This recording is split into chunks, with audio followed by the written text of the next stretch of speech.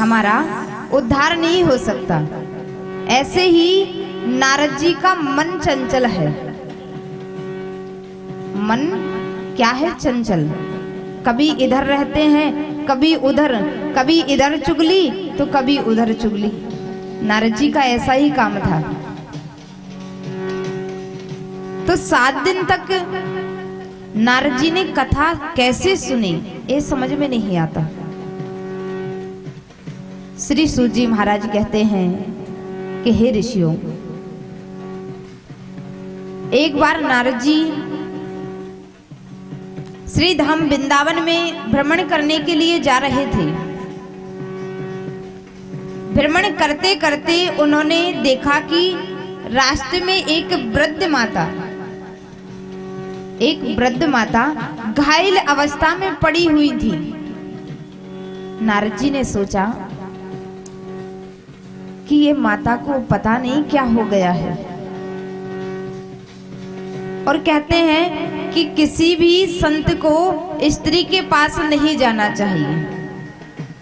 संत को स्त्री के पास में नहीं जाना चाहिए। नारद जी मन में विचार करते हैं, यदि मैं इस माता के पास नहीं जाऊंगा तो ये माता घायल अवस्था में पड़ी रहेगी। क्योंकि तुलसीदास जी लिखते हैं कि संतों का हृदय बहुत कोमल होता है, वो किसी को दुखी हुए नहीं देख सकते हैं। नारद जी ने देखा तो उनका मन द्रवित हो गया, पिघल गया माता जी को देखकर। माता जी के पास पहुंचे। माता जी, आप इस तरह घायल अवस्था में क्यों पड़ी हो, क्या कारण है? वो माता जी ने जवाब दिया कि हे नारद जी, मैं कोई और नहीं, मेरा नाम भक्ति देवी है, और जो मेरे पास में 2 पुरुष पड़े हुए हैं मूर्छा में, वो मेरे दोनों पुत्र हैं। एक ज्ञान है और दूसरा वैराग्य है। आप तीनों का वृद्ध होने का कारण क्या है? आप तीनों घायल अवस्था में वृद्ध हुए पड़े हुए हैं, इसका कारण क्या है, हमें बताइए। तो भक्ति माता ने कहा कि हे नारद जी, लोग अत्याचार की ओर बढ़े जा रहे हैं।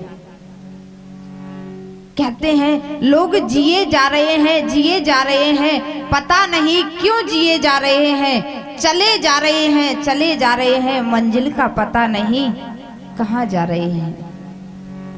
भक्ति माता कहती हैं, हे नारद जी, लोग जीते जा रहे हैं, प्रभु का कीर्तन नहीं करते हैं, प्रभु का नाम नहीं लेते हैं, और जहाँ नाम नहीं होता है वहाँ नारद जी में वृद्ध हो जाती हूँ।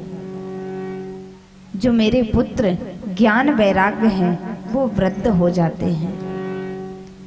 तो नारद जी ने कहा कि हे भक्ति माता, ऐसा कोई उपाय है जिससे लोग झूमने लगें, बिहारी जी की ओर बढ़ने लगें, राम जी की ओर बढ़ने लगें, ऐसा कोई साधन है? भक्ति माता ने कहा कि हे नारद जी, मुझे तो कोई पता नहीं है कि ऐसा कोई साधन है। नारद जी भक्ति माता और ज्ञान और वैराग्य तीनों को लेकर नैमिषारण्य क्षेत्र में पहुंचे, जहां पर श्री सनत कुमार ऋषि विराजमान थे। सनत कुमार ऋषि के पास पहुंचकर नारद जी ने प्रणाम किया। हे नारद जी, प्रणाम करता हूँ। सनत कुमार ऋषि कहते हैं कि हे नारद जी, आज आपका मन बहुत उदास है, आपका मन बहुत उदास है, हमें इसका कारण बताइए। नारद जी कहते हैं कि हे सनत कुमार ऋषि, भक्ति और ज्ञान और वैराग्य तीनों वृद्ध हो गए हैं। इसका उत्त्यन करने के लिए, पुनः जवानी में लाने के लिए हमें क्या करना पड़ेगा?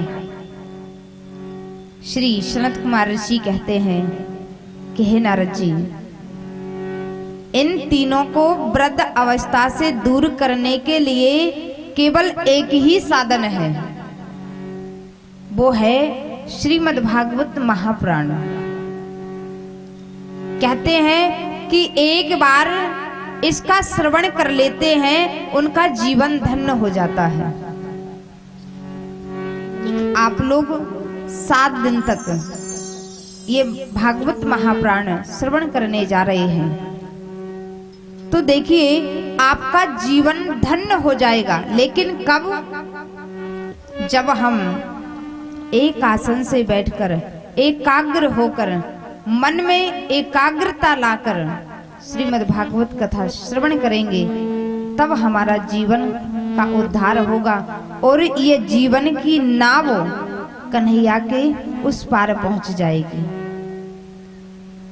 तो इसलिए बोलना पड़ेगा, राधे। हमें तो ऐसा लग रहा है कि सब समाधि में बैठे हुए हैं। क्यों भैया, समाधि में हो या कथा में?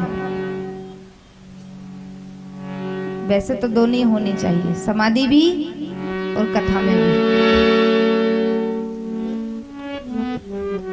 कुछ लोग कहते हैं कि कथा बार बार सुनने से क्या लाभ है। कुछ लोग कहते हैं, सुना है, कई जगह कथा करने जाते हैं, कहते हैं देवी जी कथा सुनने से क्या होता है, यहाँ सुन लिया वहां सुन लिया, उद्धार होता नहीं है। लेकिन प्यारे, एक जगह की बात आपको बताएं, याद आ गई।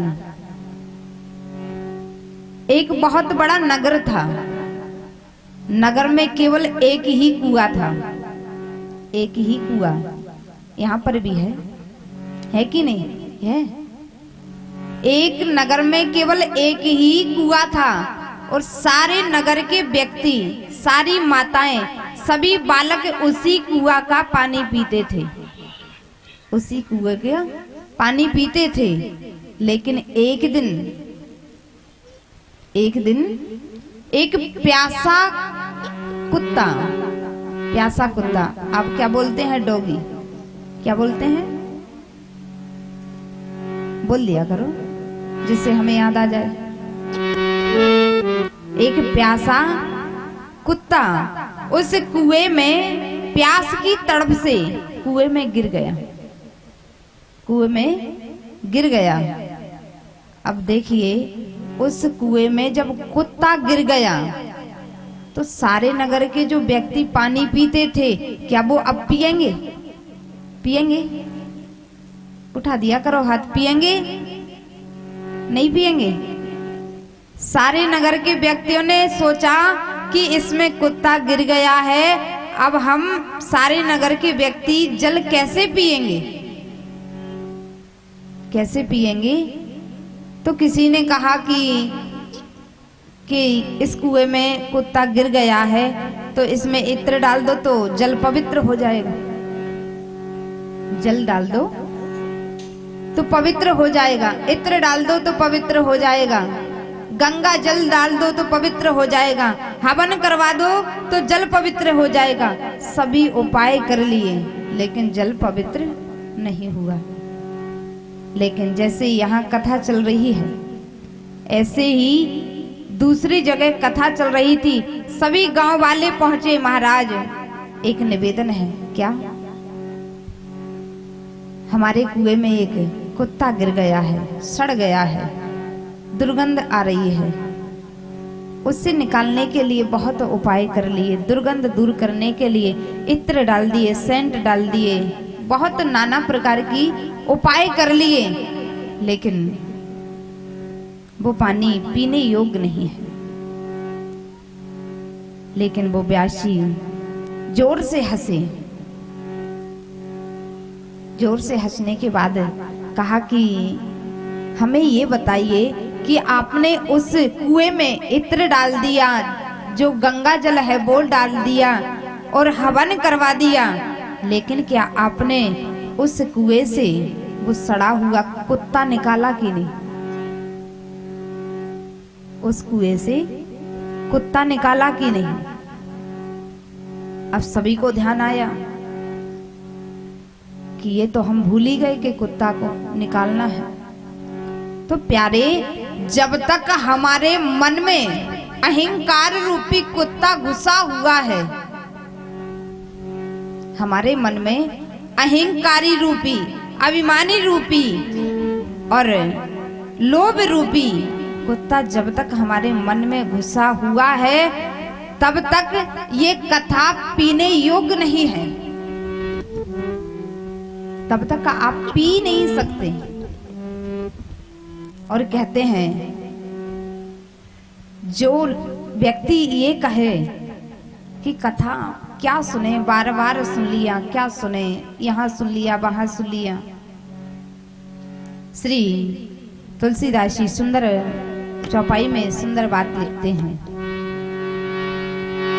जिन हरि कथा